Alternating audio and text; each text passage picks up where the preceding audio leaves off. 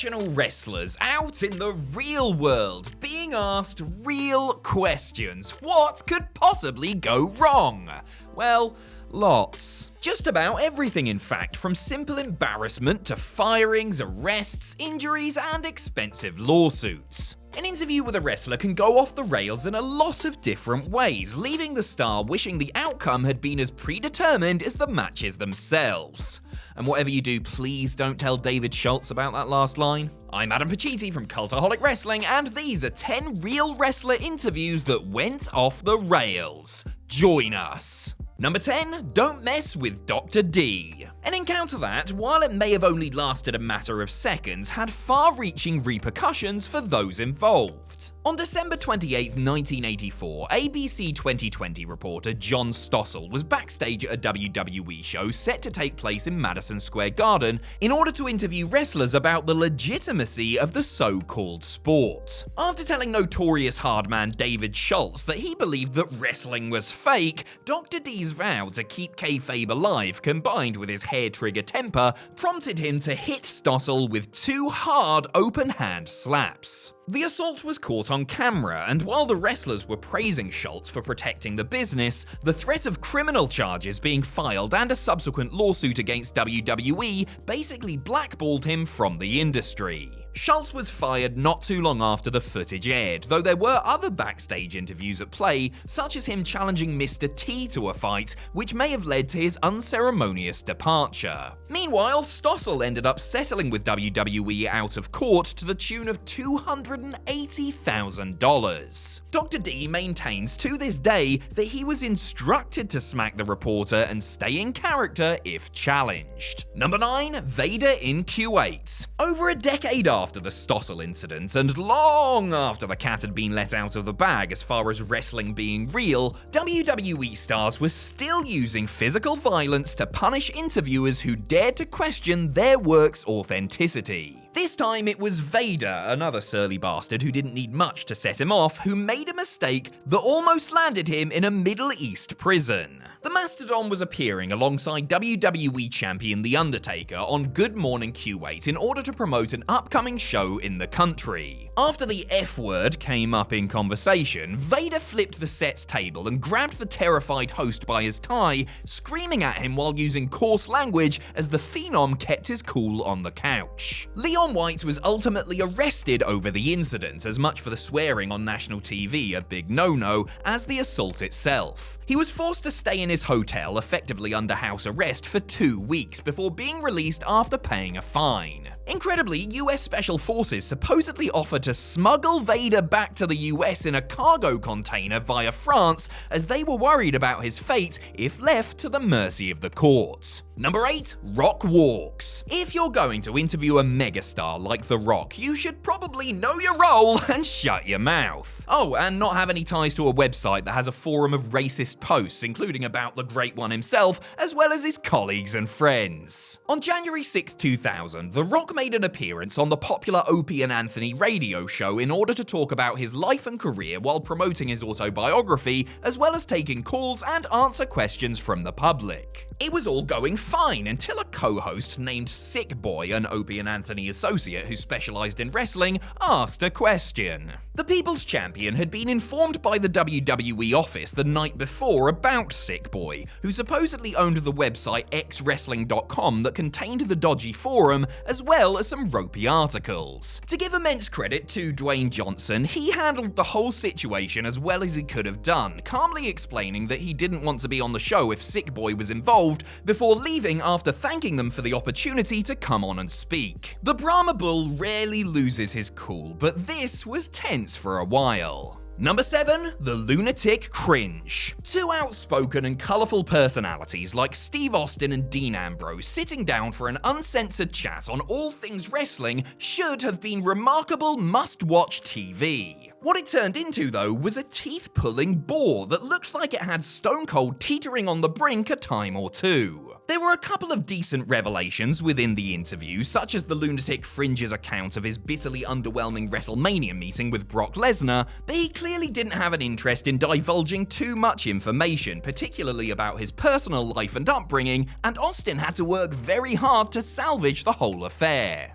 Years later, the Texas Rattlesnake expressed his displeasure with how the podcast turned out, saying that it still haunted him and that he felt that he, as the person leading the interview, had failed to control it properly. Thankfully, the two were able to communicate via a mutual friend later on and buried the hatchet. Not to put on my tinfoil hat or anything, but Ambrose did lose the WWE title just weeks after the podcast aired. Number 6, Divas with Attitude. As well as Off the Record with Michael Landsberg, another regular interview show booking for WWE superstars touring Canada was TSN's Gallagher, which everyone from Ken Shamrock and Mick Foley to Bret Hart, Owen Hart, and many more appeared on during the Attitude Era. One of the more memorable WWE-themed Gallagher episodes was when the show booked Chyna, Sable, and Deborah in February of 1999. When questioned about wrestling then Women's Champion Sable at the upcoming WrestleMania 15, the Ninth Wonder of the World, mainly in character, said that it wouldn't be much of a match since she was far bigger and stronger than her prospective opponent, and she was used to fighting the men. Sable seemed to take genuine offense to these remarks and scolded her colleague before alluding to some supplements that Joanie Lawler used to get her beefed up physique. Wink wink, steroids, wink wink. Chyna fired back, and soon their sharp tongues were cutting daggers out of each other as a bemused Deborah looked on. Was it work? Was it a shoot? Did they work themselves into a shoot, brother? Who knows or cares as long as Brock Lesnar doesn't take offense and rip my head off. Number 5, a bad idea, you Belzer. Hulk Hogan having to fend for himself in the real world and answer questions by reporters or talk show hosts typically results in enough bullcrap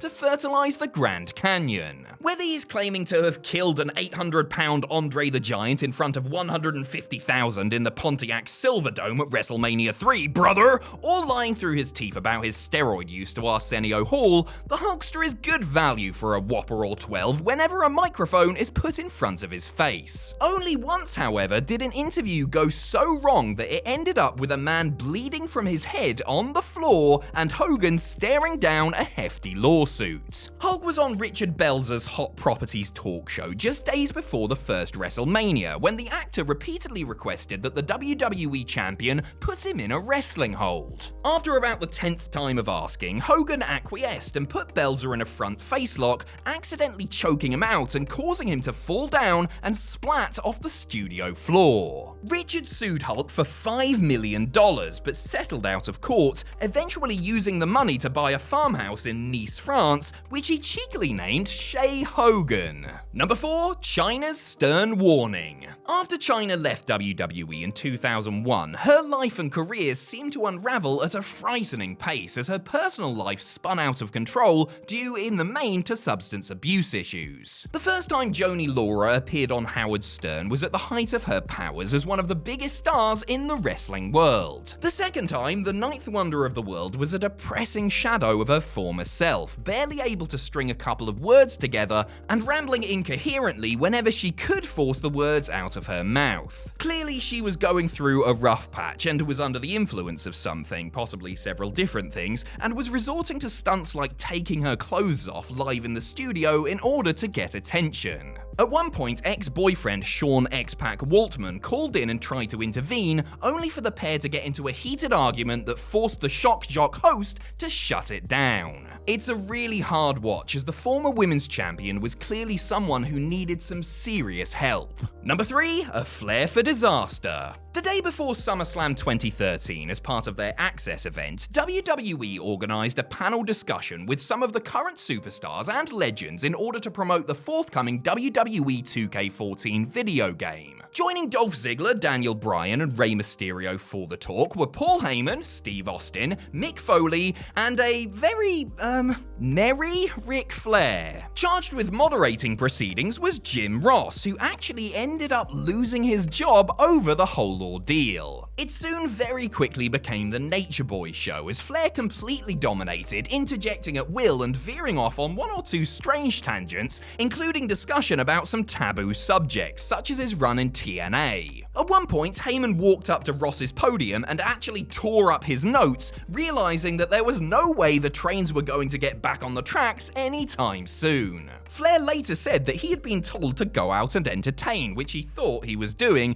and that the 2K people loved it, but corporate WWE did not. Evidently, Vince McMahon himself was not impressed, as he subsequently fired Ross for failing to hold the whole thing together. Slick Rick, meanwhile, was quickly pulled from other planned PR appearances and had a surprise appearance at SummerSlam cancelled. Number 2. London and Kendricks' excellent adventure. There have been plenty of infamous shoot interviews over the years, with wrestlers apparently more than happy to bury, burn bridges, and bark out all kinds of controversial tidbits as long as the price is right and they're not too worried about the political implications of their answers. Few, however, has been as outright crackers from start to finish as London and Kendrick's interview with High Spots from 2010. Clearly about 5 or 6 beers in by the time they hit record, the former WWE Tag Team Champions maintain their buzz throughout a very entertaining 3.5 hours where they willingly talk about just about anyone and everyone that they crossed paths with, offering their unvarnished opinions while levying some pretty heavy accusations to boot. Seemingly unafraid of suffering any sort of consequence for what they had to say, the stories that come out are not always pretty, and there's a lot of rambling, a consequence of consuming all of those brewskis, and quite possibly, well, almost certainly, some funny cigarettes. London has since said that he's embarrassed by the interview and regrets how wasted they were for it. Number 1. Vince McMahon feels the heat. The most fascinating human being on the planet has rarely provided fans with a glimpse into his true psyche, and has rarely given major mainstream interviews since a series of headline-grabbing ones he did in the early 2000s. Whether it was his revealing profile in Playboy magazine or his jocular appearance on Howard Stern, if Vince was untethered and the right questions were asked, you knew you were in for a hell of a ride. However, one man who didn't ask the right questions, at least in the genetic jackhammer's mind, was on-the-record host Bob Costas, who had Vince sweating in the hot seat in March of 2001. The veteran Costas wasn't about to do any sort of fluff piece and grilled Vince on topics ranging from the failure of the XFL to the risque content of the Attitude Era. Vince got increasingly agitated as the interview went on and got right up in the host's face in a threatening way. 2 years later, on an HBO show investigating premature wrestler deaths, Vince got so annoyed by the line of questioning that he attempted to slap the presenter's notes out of his hand after doing a babyish imitation of him.